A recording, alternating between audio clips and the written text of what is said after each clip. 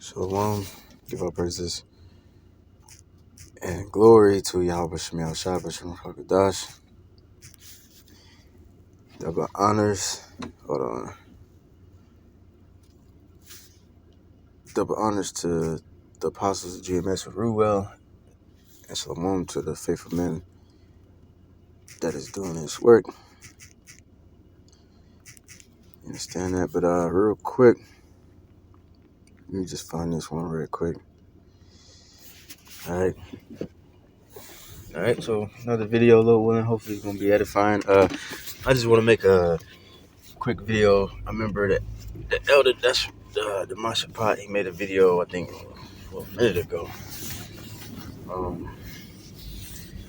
Speaking about, pretty much finding joy in the little things because, of course we're gonna sigh and cry. We hate being here.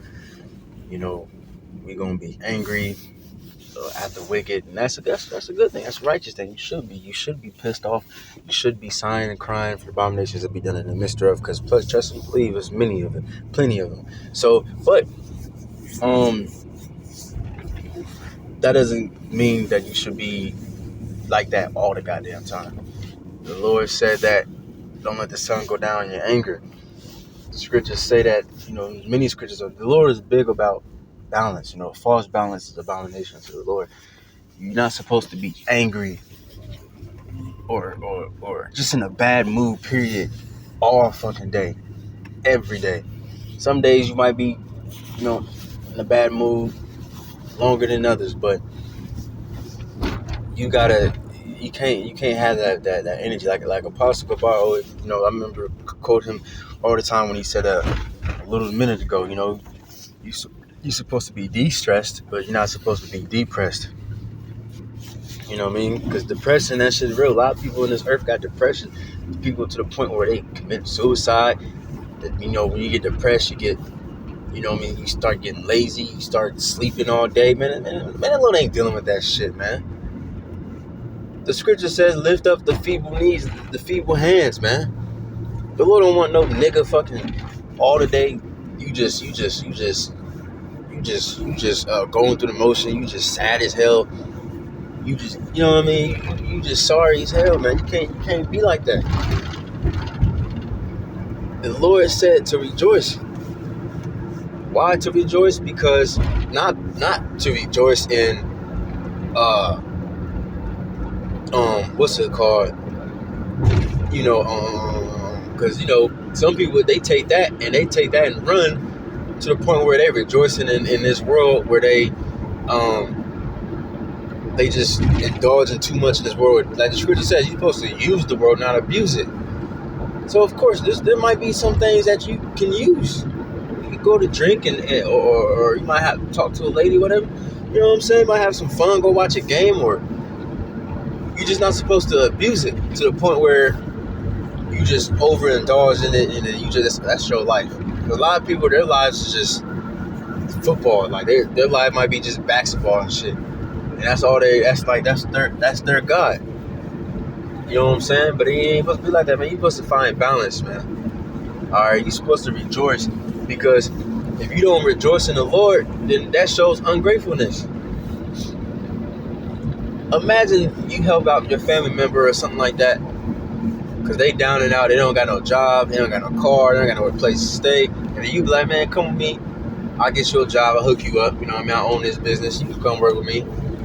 Then, you can use my other car, for a minute, so and then, okay, you give all that to them, and they still all depressed, woe is me.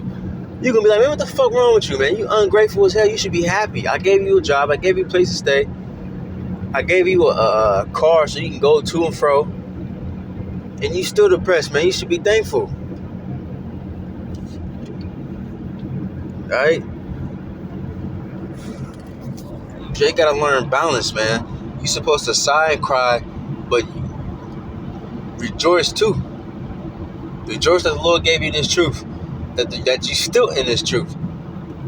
Your brother might be in the truth for 5 years. That's not a very long time, but technically that's a fucking long time.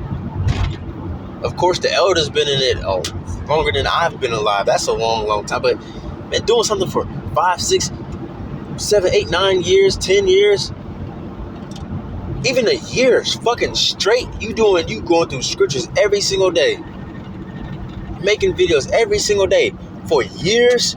That's a long fucking time, bro. Do something for do anything. Learn some type of arts or crafts, whatever. Some piano, singing. Learn anything for fucking years and years. Every single day you do that shit, you gonna be good at it. And the Lord gave you the opportunity, man. The Lord gave you the opportunity. Every single day you still doing the work of the Lord. No matter how you felt. There's times where the girl broke up with you. You feel like, damn, man. I don't, you salty as hell. Then you got still go make a video. Brothers' families probably passed and they still went to go do the work, whatever. Come on, man.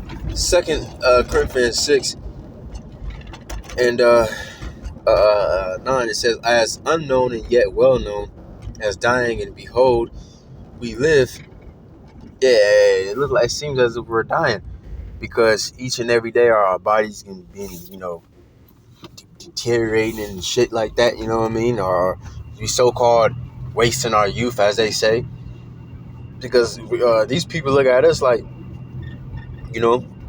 people don't understand that we so-called good men. We spending our time wisely, but some people will scoff and probably be like, man, you young, you could be doing this, you could be doing that, but yeah, you wasting your time doing this Bible thing.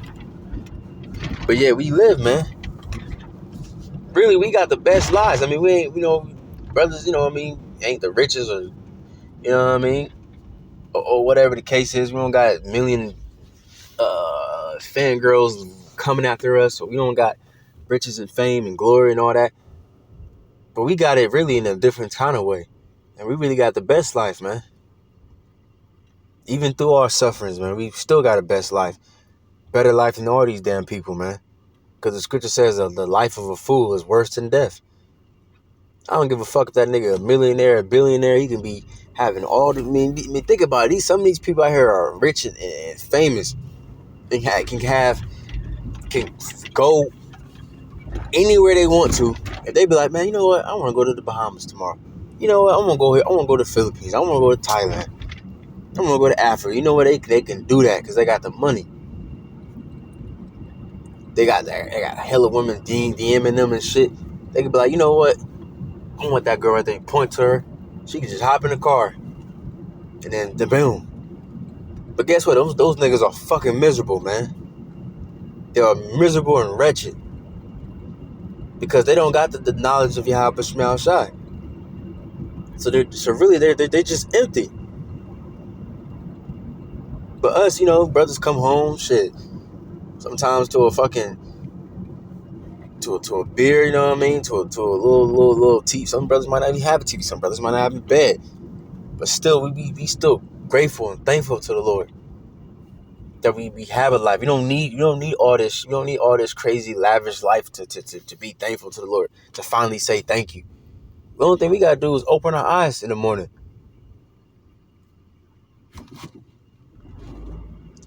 A lot of these people are not grateful, bro. A lot of these people, they open their eyes. They don't even think about the Lord. They think about some sitch, or they think about, I'm just get you this money. That dumbass shit, man. You know what I'm saying? They only think about the Lord when something either really, really good happens, or when something really, really bad happens. That's the only time they really think about the Lord. Alright, it says, as chastised and not killed. Yeah, we going through shit, whatever. Who gives a fuck, man? And we ain't really going through shit right now anyway. Of course, brothers go through heavy shit. You know what I mean? I ain't saying, like, everything is light. Like, you know what I mean? Experience somebody pass that you really love, or, whatever, man. Whatever, brothers go through, man. Sometimes something dramatic happens or whatever, but we ain't going through shit compared to what's about to happen, what's about to come down on this earth. All right. It says, what kills you don't make you stronger, man. We've been and we're not, was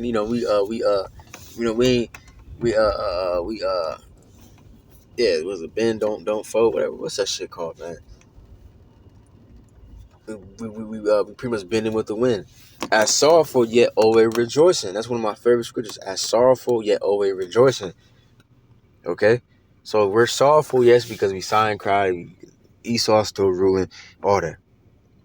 But yet we're still rejoicing. Why? See, and somebody look at that and be like, oh, see, this Bible contradicting shit. It tells you one time to rejoice and another time to be sorrowful.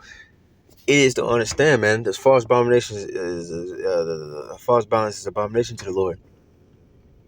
You got to find that balance. And a balance ain't always 50-50. You know what I'm saying? Of course, your truth should outweigh your life. But you supposed to say sorrowful yet always rejoicing. You're going to be sorrowful because you see all the wickedness going on right now. And we want righteousness to reign. But yet, we're rejoicing because, first of all, the Lord gave us life. The Lord gave us his name. We're Israelite.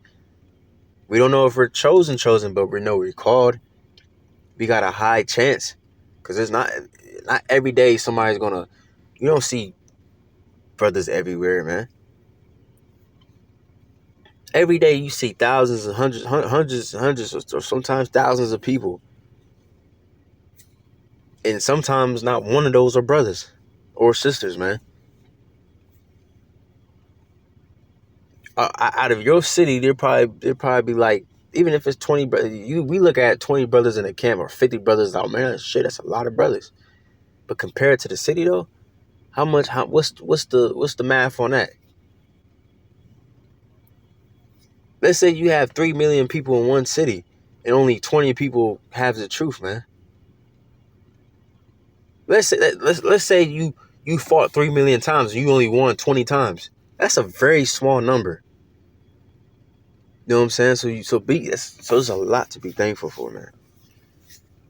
And if you're not thankful, the Lord can just happily give this truth to somebody else. You know what I'm saying? It says, as poor yet making many rich. Yeah, we're poor, but we're rich in faith. And in due time, the Lord is going to give us true, he already gave us the riches of the faith and knowledge, but the Lord going to give us riches when the kingdom comes. And we gonna be fucking filthy rich, man. It says, as having nothing and yet possessing all things. That's one of my favorite parts too. We have nothing right now. Like I said, brothers come home to a fucking beer and a leftover chicken or some shit, man. You know what I mean? We don't have the luxuries of many mansions in our, you know what I mean? Some people out here got many houses. They got property, bro, that they own, mansions, and they can go to, like I said, to a city in a fly. They can do whatever. They can kind of really do whatever the fuck they want. You know what I'm saying? Motherfucking Michael Jackson had a fucking amusement park in his goddamn backyard or whatever the hell. You know what I'm saying? A lot of brothers haven't even left the country. We don't have nothing, bro. We don't have shit. But yet we possess all things. Why? Because all this really belongs to us anyway. Right now it's given into the hands of the wicked, but in due time the Lord's going to give it right back to us. And we're going to reign this earth. The meek shall inherit the earth. And it's gonna, you know what I mean? It ain't gonna be corruptible. We ain't gonna have a woman in the kingdom and then she dies or she gets old, or you know what I mean, then you get tired of her, get rid of her, or you got divorced her, or she gets adultery. No, what's yours in the kingdom is gonna be yours forever, man. Know what I'm saying? Because like I always say, man, everything literally was created for us anyway, for Yahweh, for Yahushua, and for his men. Women was created. The woman was created for the man, not the man for the woman. The children was created for the man. The heathens was made for our possession. The uttermost parts of the earth is our possession. Everything was created for us, man. And the Lord gonna give it back to us. So be thankful, man. All right. I'm gonna give up praise and glory to Al Bishop now Shai, Bishop Hakdash, Daban to the apostles of GMS, and Shalom to all the faithful men that is doing this work. So I'm gonna say Shalom.